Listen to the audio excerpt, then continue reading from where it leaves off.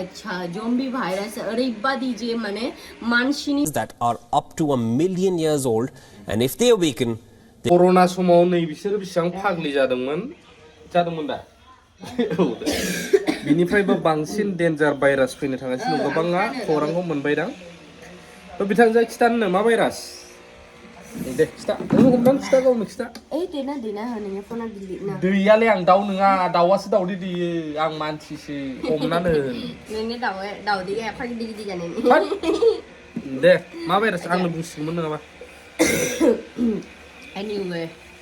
एसे सिरियास खोथा रायलायदो ना बहुत फान नालाय जागासिनो थायो थ' सिरियास खोथा बेनो जाहैबाय थ' दासान्दि मोनसे माने निउसफ्रावहाय जोङो नुबाय थानो मोनदों बा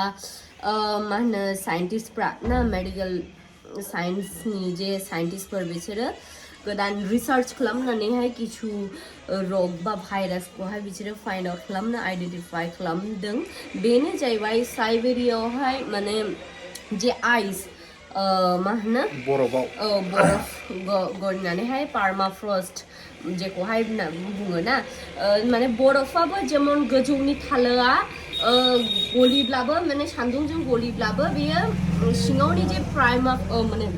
पार्माफ्रस्ट नाय बे पार्माफ्रस्टआ खिन्थु माने बोसोरनि पुराना बरफ आरोखि बरफा मारै जायो जोंलाय बेखौ बयबो बुजिनानै मोनखायो जे बरफा दैनिफ्रायनो सृष्टि जायो जमा जानानैहाय थायोना दिक्का जानानै थायो थ' बहु बोसोरनि बे बरफा गलिनानै बे बरफ गलिनायनि कारनाबो बेनो जाहैबाय जे ग्ल'बाल वार्मिं संसाराव दा ग्ल'बाल वार्मिंआ बांसिन जाबाय मानो होननानै बुङोब्ला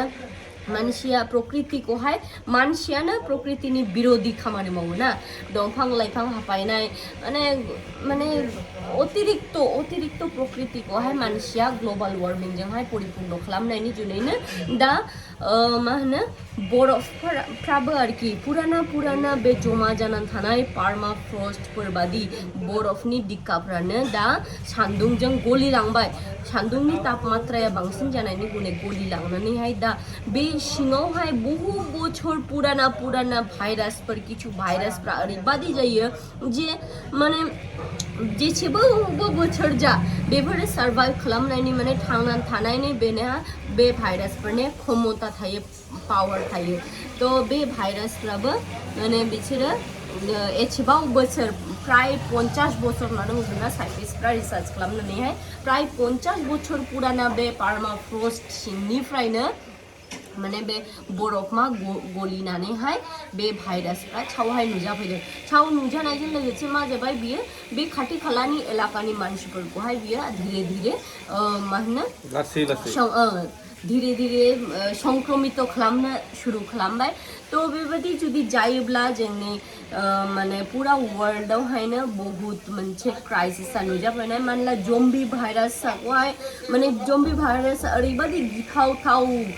मोनसे भाइरास जे भाइरासआ कर'ना भाइरासनिफ्रायबो डेन्जारसिन खारन जों कर'ना भाइरासनि समावलाय जोङो नुखाबाय माने देशावहाय माबायदि अबस्था जादोंमोन माने जोंलाय हेल्थनि स्टाफफ्रालाय आरो मा बुंनाय माने दिन रात जोंनि गुनै गाथोनबो एकजोबमोन बे समाव आं जेब्ला कर'ना भाइरास जादों बे समाव आं अलरेडि आङो गभर्नमेन्ट सार्भिसाव हाबखाबायमोन थ' माने ओरैबायदि खस्थ' जादोंना ओरैबायदि खस्थ' माने न'नि मानसिफोरजों खुनु देखासना गैया माने प्राय आङो बोसोरसेया न'नि मानसिफोरजों आंनो खुनु देखा साक्षात गैया माने साननानै नायजायोब्ला बेसेबांसिम खस्थ' ना माने आं रावखौबो नुवाखै रावबो जे आंनि कासे थांनाय आंनियाव थांनाय खारन आंनि बे समावहाय आंनि पोस्टिंआबो आं कलकातायावसो थायोमोन थ' न'नि मानसिफ्राबो आंनियाव थांनो हाया आंबो न'नि मानसिफोरनाव फैनो हाया ओरैबादि खस्थ' आंबो गेजेरमाखौहाय पेशेन्टफोरनो ट्रिटमेन्ट होयै आंबो गेजेराव कर'ना हमजाबाय कर'ना हमजानायनिफ्राय ओरैबादि जाबाय एलाकानि मानसिफ्रा गियो माने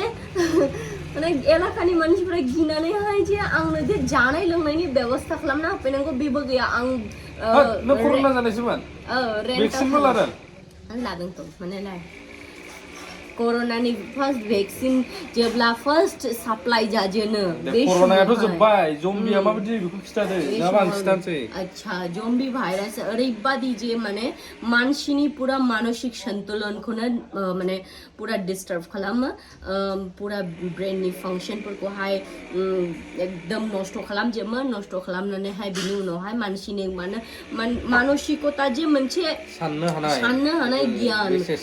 बे पुरा नष्ट जाजोबो नष्ट जानानैहाय माने शयतान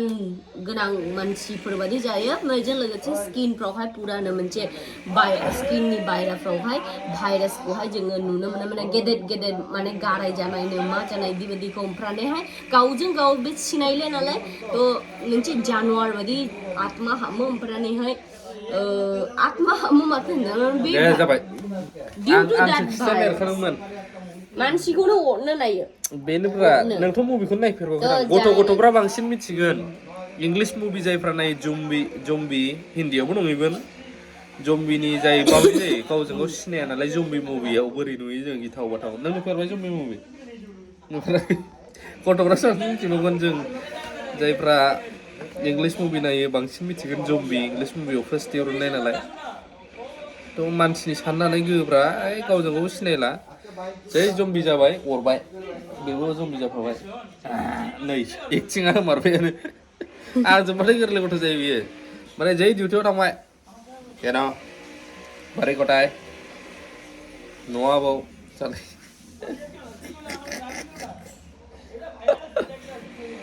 नै भाइरास डिटेक्ट जादों सोरनोबाबो गाहायनाबो दा बे आरोना जम्बि भाइरास बोरैहाय आं ससे खिथानि माबायावहाय दय खिथाखाबायमोन आं ससे बेखौ खिथाबावनि निउसाव मा होगासिनो दं बेथ' एसामिस नेशनेल इन्टारनेशनेल निउसावबो होगासिनो এটা ভয়ঙ্কর খবর 50 বছৰৰ পাছত বৰফৰ পৰা ওলাই আহিল ভয়ঙ্কৰ জম্বি ভাইৰাছ এই জম্বি ভাইৰাছে কেনেকৈ আপোনাক এটেক কৰিব পাৰে কি হ'ব পাৰে আমি এই মুহূৰ্তত জনাব বিচাৰিম সমগ্ৰ বিশ্বজুৰি এতিয়া ত্ৰাসৰ সৃষ্টি কৰিব আন এক মহামাৰীৰ বাবে বিশ্ব সাজু হওক বুলি কৈছে বৰ্তমান বিশেষজ্ঞই কৈছে কোভিডতকৈ অতি ভয়ঙ্কৰ এই জম্বি ভাইৰাছ আৰু জম্বি ভাইৰাছক বৰফত পুতি থোৱা হৈছিল কিন্তু 48 বছৰৰ পাছত জম্বি ওলাই আহিছে সাইবেৰিয়াত শেহতীয়াকৈ জম্বি ডিটেক্ট হৈছে বুলি জানিব পৰা গৈছে সবিস্তাৰে এই মুহূৰ্তত আমি জনাব বিচাৰিছো এটা ভয়ঙ্কৰ খবৰ ভয়ঙ্কৰ জম্বি ভাইৰাছে পুনৰ সন্ত্ৰাস চলাব আন এক মহামাৰীৰ বাবে বিশ্ব সাজু হওক বুলি কৈছে সমগ্ৰ বিশ্ববাসী আন এক মহামাৰীৰ সৈতে যুঁজিব লাগিব চিন্তিত হৈ পৰিছে বিশেষজ্ঞ চিকিৎসক বিজ্ঞানীসকল 50 বছৰৰ পাছত বৰফৰ পৰা ওলাই আহিছে ভয়ঙ্কৰ জম্বি ভাইৰাছ আৰু জম্বি ভাইৰাছে কেনেধৰণে এটেক কৰিব সেই কথা বিবেচনা কৰিছে চিকিৎসা বিজ্ঞানীয়ে চিন্তিত হৈ পৰিছে সকলো চিকিৎসক বিশেষজ্ঞ মুকলি হ'ল আৰ্কটিক বৰফত আবদ্ধ হৈ থকা জম্বি ভাইৰাছ আৰু আৰ্কটিক বৰফত কেনেধৰণে জম্বি ভাইৰাছ পুতি থোৱা হৈছিল সেই কথা উল্লেখ কৰিছে বিজ্ঞানীয়ে এতিয়াও কোভিড আৰু ইয়াৰ ভেৰিয়েণ্টবোৰৰ বিৰুদ্ধে আমাৰ মানৱ জাতিয়ে যুঁজি আছে সমগ্ৰ মানৱ জাতিয়ে যুঁজি আছে কোভিডৰ সৈতে কিন্তু ইয়াৰ মাজতে জম্বিৰ এটেক হৈছে বিশ্বত এতিয়া মাল্টিপল ভাইৰাছৰ সংখ্যাৰ বুলি ক'ব লাগিব ইটোৰ পাছত ইটো ভাইৰাছৰ ডিটেক্ট হোৱা দেখিবলৈ পোৱা গৈছে এফালে যদি ইনফ্লুৱেঞ্জা আনফালে নিউমোনিয়া আৰু ইফালে জেন.1টো আছে আৰু ভাৰতকে ধৰি 75খন দেশত কোভিডৰ সংখ্যাৰ শেহতীয়াকৈ যথেষ্ট বৃদ্ধি পাইছে